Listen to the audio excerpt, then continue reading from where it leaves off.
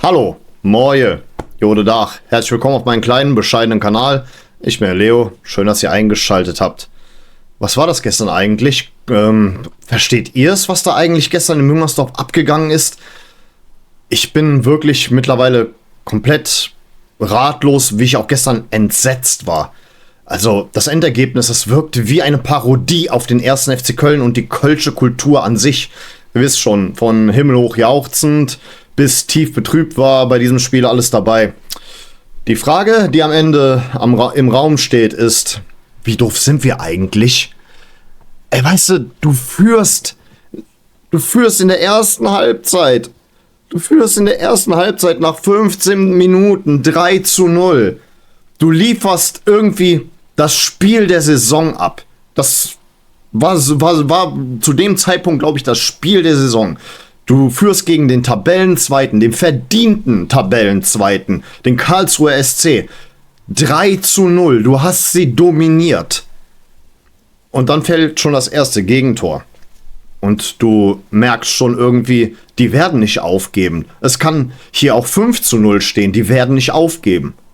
Es lief doch alles perfekt. Und ich kann auch jetzt wirklich euch nicht mit irgendwie besonderes analytischen Talk hier versorgen. Ist doch generell nicht meine Baustelle. Aber trotz allem, ich versuche das zu verstehen. Könnt ihr es? Es ist wirklich schwer, dazu überhaupt was zu sagen. Ich meine, gehen wir das Ganze nochmal durch. Ich meine, 3. Spielminute, Waldschmidt, den ich seit Wochen hier kritisiere oder immer mal wieder zwischendurch, erzielt sein 2. Saisontor. Und das mit einem Selbstbewusstsein, dass du einfach sagen konntest, bei dem Jungen ist heute der Knoten geplatzt. Nach 7 Minuten dann Damian Downs. Auch absolut überzeugend. Absolut überzeugend. Und dann noch in der 15. Spielminute trifft er ein weiteres Mal. Und das war einfach perfekt bis dahin. Es war perfekt. Ich meine, weißt du, da stehe ich da in der Südkurve, auch noch im S1 direkt angrenzend an O7, wo dann FC Fabio, mein guter Freund, seine Dauerkarte hat. Wir winken uns immer wieder zwischendurch zu, ballen die Siegerfaust. Weißt du, wir beide haben uns angesehen nach dem Motto, heute ist unser Tag. Heute ist dieser Tag. Und ja, auch das Tor von Wanizek. Das hat natürlich jetzt erstmal einen kurzen Knacks gegeben, weil du hast schon gemerkt, okay, die lassen sich das heute nicht gefallen. Die geben nicht auf. Aber gut, hast halt irgendwie noch gedacht, aber das ist eine gute Führung. Ich rede ja seit Wochen darüber, dass dass wir eigentlich im Prinzip hoch in Führung gehen müssen, damit die ganze Geschichte durch ist. Dass wir uns da letzten Endes nicht allzu viel Sorgen machen müssen, aber noch nach 8 Minuten, der 27. Spielminute, trifft Wanizek das 2. Mal. Was ist da los? Was ist da los, liebe Freunde? Wie kann das sein? Ich meine, okay, in der 45. Spielminute, noch in der Nachspielzeit, trifft dann Tim Lemper der 4:1. Wir denken alle, wunderbar. Ey, weißt du, die können jetzt hier von mir aus noch ein 4:3 schießen, irgendwann in der 2. Halbzeit. Irgendwann. Wollen wir mal festhalten, dass ich gerade sage, irgendwann. Aber trotzdem, 4 Tore müssen doch reichen. Ja, 2. Halbzeit wird angepfiffen. Nach 7 Minuten schon wieder schon wieder Wanizek, sondern diesmal Jensen. Und dann, ja, wenige Minuten später, 3. Spielminute, schon wieder Wanizek. Wisst ihr, bis dahin hätte ich gesagt, heute ist der Spieler des Tages entweder Damian Downs oder halt Lead Paccarada. Alle 4 Tore wurden von ihm vorgelegt. Alle 4 Tore von ihm. Von einem einzigen Mann. Ja, das hat am Ende dann doch nicht gereicht. Weißt du, wäre das 4:4 irgendwie so entstanden, dass wir auf 4:4 ausgeglichen hätten. Selbst dann wäre ich irgendwie noch ein bisschen ratlos gewesen, warum es nicht zu einem Sieg dann letzten Endes gereicht hat. Oder wäre vielleicht ein bisschen beschwichtigter gewesen. Weißt du, wir hätten mir besser mal gestern irgendwie ein anderes Unentschieden erzielt, aber 4:4, dass du realisieren musst, dass für den 1. FC Köln eine 4-Tore-Führung nicht reicht. Ich verstehe das einfach nicht. Da hat auch noch Simon Terodde anschließend noch bei Sky etwas gesagt, dass das Ganze treffend beschreibt. Er sagte, ich zitiere, ich habe das Gefühl, dass sich die Kölner treffen zum Fußballspielen wie auf dem Bolzplatz. Man will ein bisschen Spaß haben. Das sah in den ersten 20 Minuten auch gut aus, aber ich sehe keinen roten Faden im Spiel. Ja. Aber wie anders kannst du es auch gar nicht beschreiben. Weil das so unprofessionell wirkt. Es wirkt letzten Endes so dermaßen unprofessionell. Wie kannst du das nicht? Ich kann das nur noch mit Emotionen beschreiben. Wie man sich danach fühlt. Das ist auch generell das, weswegen die meisten, die mir folgen, hier auch einschalten. Wie ich schon gesagt habe, das Disclaimer steht ja nicht umsonst seit den letzten Videos direkt als erster angepinnter Kommentar. Aber ich hatte auch zu keinem einzigen Zeitpunkt das Gefühl, dass die Karlsruher durch einen Rückstand aus der Bahn geworfen werden. Und das alles. Wisst ihr, gerade die Position der Außenverteidiger, da hatte Karlsruhe ein leichtes Spiel. Es lief alles über Pacaradas und insbesondere über Jan Thielmanns Seite. Und ich muss ganz ehrlich sagen im Nachhinein, das ist einfach nicht seine Position. Wisst ihr, das ist irgendwie, die Gegner wissen schon bereits Bescheid. Na? Man sollte Thielmann wirklich von seinem Leid erlösen. Ja, er setzt ab und zu Akzente für die Offensive, aber verteidigen kann er einfach nicht. Das kann er einfach nicht. Der Überraschungseffekt, dass offensiv mal ein Thielmann rechter Verteidiger spielt, ist verpufft. Die gegnerischen Analysten beobachten das doch. Ich meine, die wissen alle bereits, dass Thielmann das Kryptonit unserer Abwehr momentan ist. Ich meine, machen wir uns nichts vor. Besonders überzeugend hat auch Timo Hübers gestern nicht gespielt, aber summa summarum, das waren, bis auf Julian Pauli war das ein Komplettversagen der Abwehr. Julian Pauli hat mir gefallen.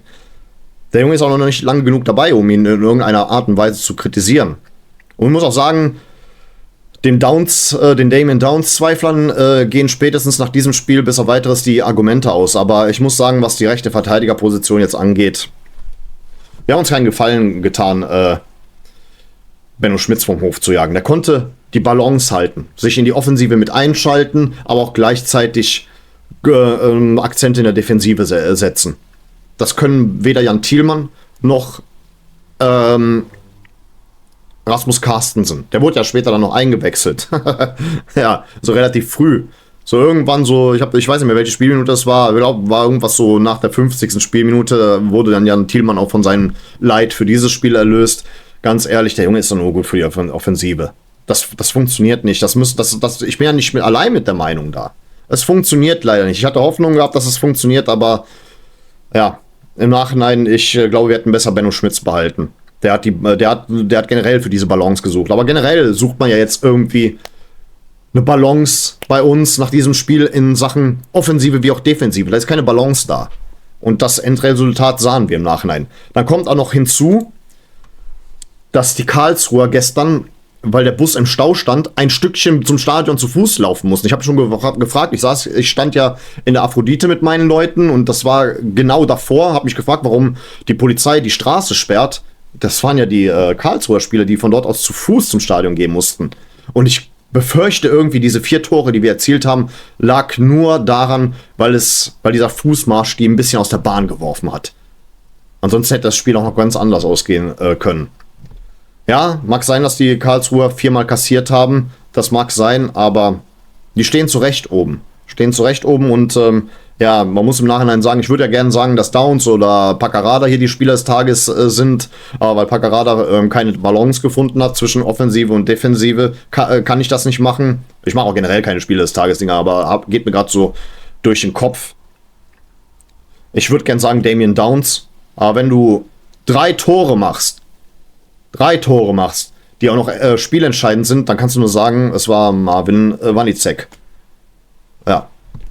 Muss schon sagen, Hut ab vor den Karlsruhern. Wirklich Hut ab, liebe Freunde. Ja. Wisst ihr, zum eigenen Wohl sollten wir Fans uns jetzt fürs Erste von irgendeinem Aufstiegsgedanken verabschieden. Da appelliere ich wirklich an euch. Um euch selber nicht zu schaden, um euch selber nicht allzu sehr zu enttäuschen. Ich fand es ja auch noch witzig. Wisst ihr, was dann hinterher nach dem Spiel gewesen ist, wo ich im Auto saß? Also es ist immer so, ich fahre mit einem meiner besten Freunde und seinem Vater zum Spiel. Und der Vater, wir haben noch auf meinen Kumpel halt gewartet, also seinen Sohn. weil der noch irgendwie pissen gehen musste, keine Ahnung, irgendwas war dass wir noch ein bisschen auf den warten mussten im Auto. Dann sagt er, gehst mal kurz auf Kicker und schaust mal nach, wie es in der Tabelle aussieht. Ich so, ja, klar, gerne, kann ich machen. Ich so, ja, Dings da, wir stehen auf Platz 8, haben jetzt 9 Punkte. Und er so, wie viel Abstand haben wir zum Relegationsplatz? Ich guck so. Ich so, ja, Dings da, Darmstadt hat 5 Punkte, also wir haben 4 Punkte Abstand zum Relegationsplatz. Er so, hä? Jetzt sind wir doch so nah am der so, einen Moment mal. Ich meine den Aufstiegsrelegationsplatz. Ich so, ach ja, 6 Punkte. Oh ja, das sind dann 2 Siege und so weiter. Ey, woher nimmt man überhaupt noch diesen Optimismus? Okay, ich will jetzt nicht so pessimistisch sein, dass ich sage, geht irgendwie noch weiter runter, aber verabschiedet euch von den Gedanken. Was jetzt so nach dieser Hinrunde vielleicht rausspringen könnte, ist, dass wir den Tabellenplatz halten. Oder vielleicht nach Ende der Rückrunde, also zu Saisonende, vielleicht nochmal irgendwie in unmittelbare Nähe der Aufstiegsränge geraten sind. So, vielleicht, keine Ahnung, dass wir am Ende vielleicht so 6 oder 8 Punkte zum Relegationsplatz Abstand halten. Leider, aber verabschiedet euch von den Gedanken. Ich will ja nur nicht, dass ihr so dermaßen enttäuscht seid. Versucht es doch einfach mal ein bisschen weniger optimistisch zu sehen. Weil ihr schadet euch irgendwie nur selber. Ihr enttäuscht euch nur selber. Kann ich euch nur ans Herz legen. Hauptsache, es geht nicht noch weiter runter, liebe Freunde. Ich meine, hey, womit ihr euch trösten könnt, wir sind einen Platz geklettert. Einen Platz sind wir geklettert. Wir waren vorher auf Platz 9. Die Karlsruher sind jetzt einen Platz runter, sind jetzt auf dem Relegationsplatz. Hat also beiden eigentlich geschadet, das Spiel. Aber trotzdem wie soll ich sagen, die legendäreren Akzente haben dann die Karlsruher am Ende gesetzt. Leider. Ich hatte echt gedacht, es ist soweit, aber ja, liebe Freunde, ich bin jetzt die nächsten Heimspiele gar nicht da. Ich bin gegen Ulm nicht da. Ich bin gegen Paderborn nicht da. Ich bin gegen Fürth nicht da. Alles halt, weil es von meinem Dienstplan her nicht passt. Ich weiß nicht, ob ich hier der Seuchenvogel bin, aber wenn es euch tröstet, ich bin nicht da. Vielleicht, ich glaube sogar, wir können sogar in den nächsten Spielen richtige Schützenfeste abliefern, die zu unseren Gunsten am Ende verlaufen. Denn der gute Leo ist nicht da. Das nächste Mal, wenn ich meinen FC sehe, ist ja mehr oder weniger beim Poldi-Abschiedsspiel. Da gehe ich hin. Ich gehe gegen Holstein Kiel im Pokal. Ach ja, ich fahre nach Berlin, ne, falls es euch interessiert. Ich habe eine Karte bekommen und werde ich mich wahrscheinlich 2 Tage lang aufhalten. Also bei der Hertha bin ich dann auch dabei. Na, immerhin, erstes Auswärtsspiel diese Saison. Ja, mehr kann ich auch hierzu nicht sagen. Bei mir ist die Emotionalität im Mittelpunkt. Ach ja, ich würde jetzt noch mal gern was zu den Einwechslungen sagen. Komm, lassen wir heute mal Steffen Tigges in Ruhe. Weißt du, der war einfach da. Da brauchen wir auch jetzt keinen Lacher irgendwie für zu verschwenden. Er war einfach da. Und mehr und nicht. Aber hey, Jaka Chuba-Potočnik hat sein Profidebüt gefeiert. Jetzt auch nicht besonders auffällig, aber was willst du auch erwarten? War sein erstes Profispiel. Schauen wir mal. So ein Gesamtfazit können wir mal machen, wenn er ein paar Profispiele hinter sich hat. Aber er hat es versucht. Ich habe gesehen, er hat es versucht, aber da waren es nicht irgendwelche besonderen Chancen, die er sich erarbeitet hat. Gucken wir mal. Gucken wir mal, wie es weitergeht. Ja, Marvin Obus, den ich lange gefordert habe, war auch dabei. Konnte auch keine großartigen Akzente setzen. In Sachen Einwechslungen kann ich jetzt irgendwie keine große Kritik an Gerhard Struber üben, aber ich kann Kritik da üben, dass wir einfach nicht den Kasten dicht machen. Wir schaffen das einfach nicht. Und da ist auch irgendwas falsch. Ich verstehe es nicht. Entweder wir treffen das Tor nicht oder wir hüten es nicht. Ach, keine Ahnung, so irgendwie wie verhext. Keine Ahnung, was da bei uns abgeht.